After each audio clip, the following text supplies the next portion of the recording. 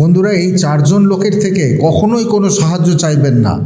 আজ আমি আপনাদের যে কাহিনীটি শোনাতে চলেছি সেটা একটি কাককে নিয়ে। একটি কাক এই কাহিনীর মাধ্যমে এমন চারটি কথা বলেছে, তার এই গুরুত্বপূর্ণ কথাগুলি আপনাকে এমন একটি শিক্ষা দিয়ে যাবে যেটা আপনি স্বপ্নেও কল্পনা করতে পারেননি। শুরু করা যাক বন্ধুরা। এক সময়ের কথা, একবার এক জঙ্গলে খুবই দুর্ভিক্ষ দেখা দেয়।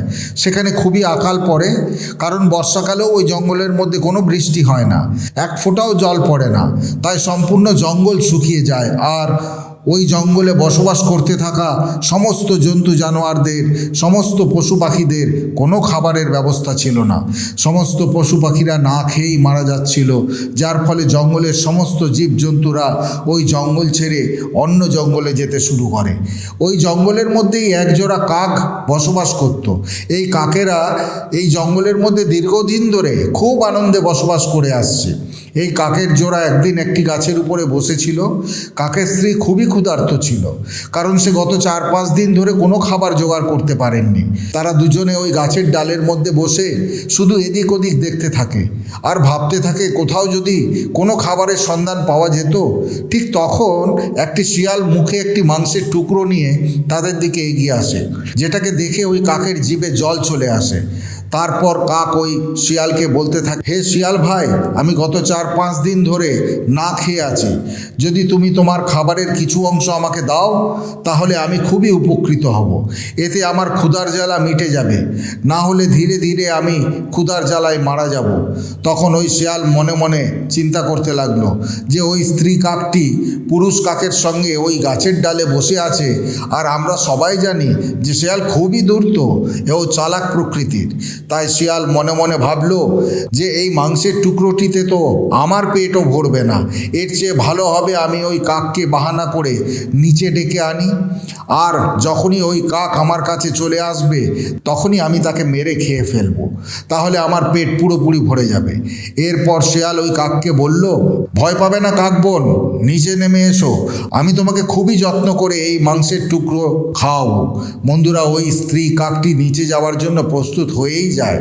এরপর সে ওই শিয়ালের কাছে যেতেই যাবে, ঠিক তখনই তার পাশে থাকা পুরুষ কাকটি তাকে বাধা দেয় আর তাকে বলে যে তুমি কি পাগল হয়ে গেছো? ওই শিয়াল হলো তোমার এবং আমার দুজনেরই শত্রু। ওই শিয়াল একজন শিকারী, যদি তুমি নিচে তার কাছে চলে যাও তাহলে সে ওই মাংসের টুকরো ছেড়ে তোমাকেই মেরে খেয়ে ফেলবে। তখন স্ত্রী কাকটি বলে, না স্বামী, ওই শিয়াল আমাদের সঙ্গে এমনটা কখনোই করবে না, আমি অবশ্যই তার কাছে যাব।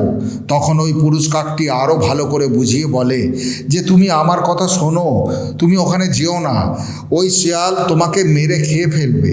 স্ত্রী কাকটি তবুও তার কথা শোনে না।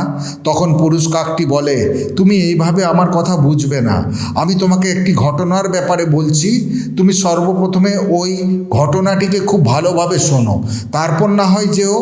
এরপর ওই স্ত্রী কাকটি ওই শিয়ালের কাছে না গিয়ে পুরুষ কাকের থেকে ওই ঘটনাটি শুনতে থাকে। এরপর পুরুষ কাকটি বলতে শুরু করে, শোনো, কিছুদিন আগেকার কথা, এই জঙ্গলেরই মধ্যে একটি বিশাল বটগাছ ছিল, আর ওই বটগাছের মধ্যে একজোড়া তোতা পাখি বসবাস করত। ওই বটগাছের গোড়ায় একটি সাপও থাকত। তোতা পাখিরা যখনই তাদের বাসায় ডিম পাড়ত তখনই ওই সাপ গাছের মধ্যে চড়ে ওই ডিমগুলি খেয়ে ফেলত। যখনই ওই তোতা পাখিরা খাবারের খোঁজে নানান জায়গায় যেত তখনই সুযোগ খুঁজে ওই সাপ তাদের সমস্ত ডিমগুলো খেয়ে ফেলত। কখনো কখনো আবার তাদের ছোট বাচ্চাকেও ওই সাপ খেয়ে ফেলত, যেটা দেখে ওই তোতা পাখিরা খুবই দুঃখী হয়ে পড়ত। ওই তোতা পাখিদের সঙ্গে এমনটা বেশ কয়েকবার হয়। এরপর একদিন তারা ওই গাছের মধ্যে বসে বসে কাঁদছিল। ঠিক তখনই একটি বক এসে তাদের পাশেই বটগাছের ডালে এসে বসে। সেখানে বসতেই বকটি দেখে যে ওই দুই তোতা পাখি বসে বসে কাঁদছে। তখন ওই বক তাদের জিজ্ঞাসা করে, হে তোতা ভাই, তোমরা দুজন ওই গাছের ডালে বসে বসে কেন কাঁদছো? তোমাদের কি দুঃখ? তখন ওই তোতা পাখি তাদের সঙ্গে ঘটা সমস্ত ঘটনা ওই বককে খুলে বলে। তারা বলে যে আমাদের সঙ্গে এমনটা বেশ কয়েকবার হয়ে গেছে, আমরা যখনই ডিম পাড়ি কিংবা যখনই আমাদের ডিম ফুটে বাচ্চা বেরিয়ে আসে তখনই ওই সাপ ওই গাছের মধ্যে চড়ে আমাদের ডিম কিংবা আমাদের বাচ্চা সবাইকে খেয়ে ফেলে। তাই আমরা দুজন খুবই কষ্টের মধ্যে আছি, খুবই দুঃখে আছি, আর এতে আমাদের আর কী বা করার আছে? আমরা তো তার বদলাও নিতে পারবো না, আমরা তো তার সঙ্গে লড়াইও করতে পারবো না, কারণ ওই সাপ খুবই হিংস্র। তাদের এই দুঃখের কাহিনী শুনে বকের চোখ দিয়ে জল ঝরে পড়তে শুরু করে। এরপর সে বলে, চলো তোমরা আমার সঙ্গে চলো, এই পাশে একটি পুকুর আছে, চলো সেখান থেকে আমরা মাছ ধরে আনি। তখন তোতা বলে, আমি কিছুই বুঝে উঠতে পারছি না, আমরা মাছ ধরে কি করব? তখন বক বলে, শোনো তাহলে, শত্রু যদি তোমার থেকে অনেক বড় হয়, যদি তোমার শত্রুর সঙ্গে তুমি লড়াই করতে না পারো, তখন তোমাকে তোমার বুদ্ধির সাহায্যে তাকে পরাজিত করতে হবে। তোতা বলে, কিন্তু কিভাবে? তখন বক খুব ভালোভাবে বুঝিয়ে বলে যে সব থেকে প্রথমে আমরা পাশের এই পুকুরটি থেকে মাছ ধরে আনবো, এরপর একটু দূরে একটি গর্তে একটি বেজি থাকে, আমরা ওই বেজির গর্তের মুখে একটি মাছ রাখবো, আর সেখান থেকে কিছুটা পর পর আমরা একটি একটি করে মাছ ফেলতে ফেলতে আসব। এইভাবে মাছগুলি ফেলতে ফেলতে আমরা শেষ মাছটি ওই সাপের গর্তের মুখে ফেলবো। এরপর যখন ওই বেজি নিজের গর্ত থেকে বেরিয়ে আসবে, তখন সে তার গর্তের সামনে মাছ দেখে ওই মাছটিকে খেয়ে ফেলবে। এরপর সে যখন তার সামনে আরও কিছু মাছ দেখবে, তখন ওই মাছগুলোও খেতে খেতে সে সাপের গর্ত পর্যন্ত চলে আসবে। এরপর এখানে এসে যখন সেই গর্তের মধ্যে সাপকে দেখতে পাবে, তখন সে ওই সাপকে মেরে ফেলবে, আর তোমার শত্রুও শেষ হয়ে যাবে। বকের এই কথাগুলো শুনে ওই তোতাও এতে রাজি হয়ে গেল। এরপর ওই বক তোতাদের সঙ্গে নিয়ে ওই পুকুরে মাছ ধরতে গেল। এরপর তারা প্রথমে একটি মাছ ধরে এনে ওই বেজির গর্তের মুখে রাখে, এরপর আবার গিয়ে তারা মাছ ধরে নিয়ে এসে কিছুটা দূরে রাখলো। এইভাবে কিছু দূর পর পর একটি একটি করে মাছ রাখতে রাখতে শেষ মাছটি ওই সাপের গর্তের মুখে রাখলো। এরপর তারা ওই বট গাছের উপরে বসে বসে সেটা দেখতে থাকলো। তাদের পাশে বসে থাকা বক তখন তাদের বলতে থাকলো যে এখন তোমরা শুধু অপেক্ষা করো, কিছুক্ষণ ধৈর্য ধরে দেখো কি হয়।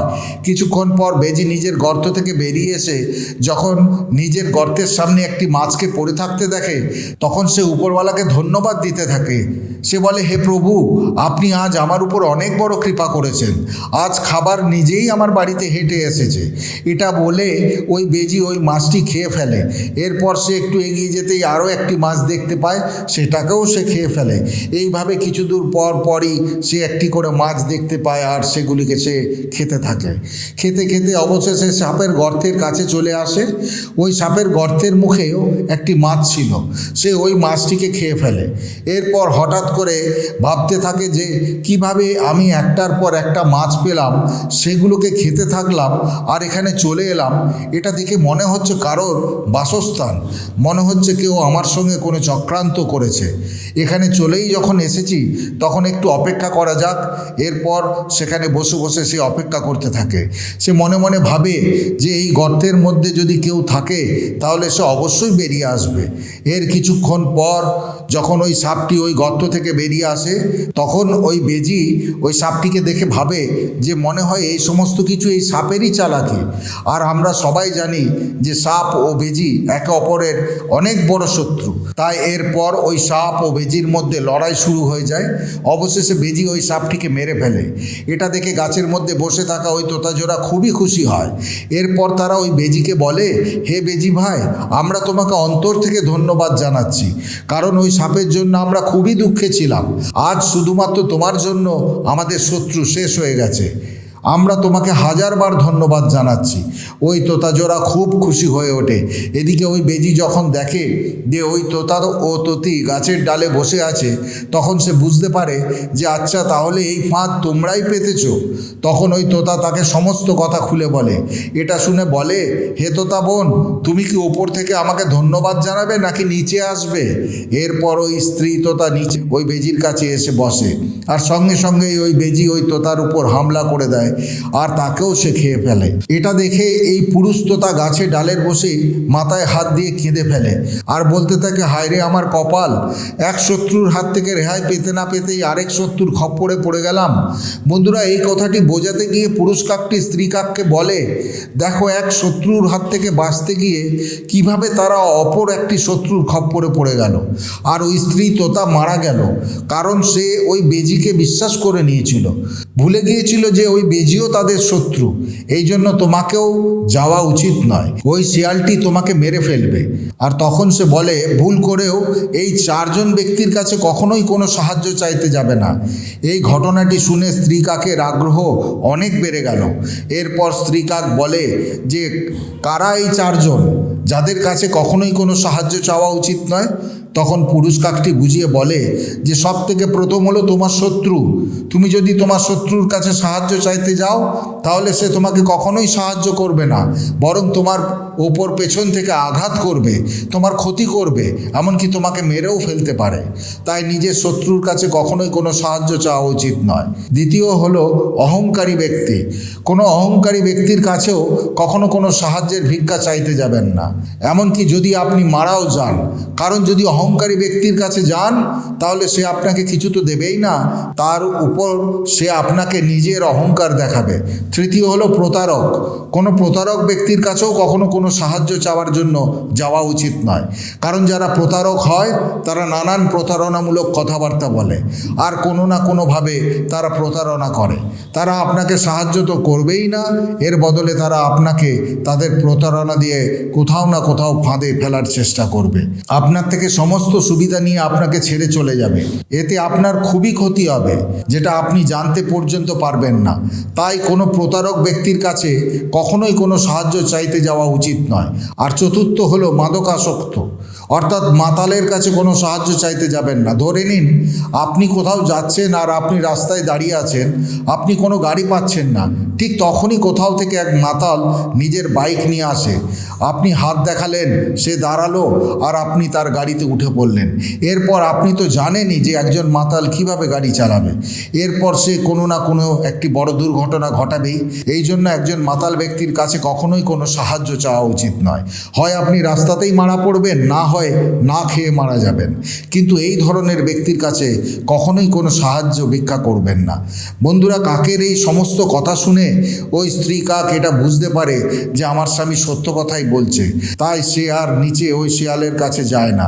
বন্ধুরা, এই কাহিনীটি আমাদের এটা শিক্ষা দেয় যে জীবনে না খেতে পেরে মারা যাবেন, কিন্তু তবুও এই 4 জন ব্যক্তির কাছে কখনোই কোনো সাহায্য চাইতে যাবেন না। কারণ এই 4 ধরনের ব্যক্তির কাছে সাহায্য চাইতে গেলে আপনি সাহায্য তো পাবেনই না, উল্টে আপনার অনেক বড় ক্ষতি হয়ে যাবে, এমনকি আপনার জীবন পর্যন্ত চলে যেতে পারে। বন্ধুরা, পুরাণ নাও ইউটিউব চ্যানেলের এই ভিডিওটি আপনাকে সমৃদ্ধ করলে সম্পূর্ণ শ্রদ্ধার সাথে কমেন্টে জয় শ্রীকৃষ্ণ লিখতে ভুলবেন না। আজ ভিডিও এখানেই শেষ করলাম। সকলে ভালো থাকুন, সুস্থ থাকুন। দেখা হবে পরের ভিডিওতে। জয় শ্রীকৃষ্ণ। রাধে রাধে।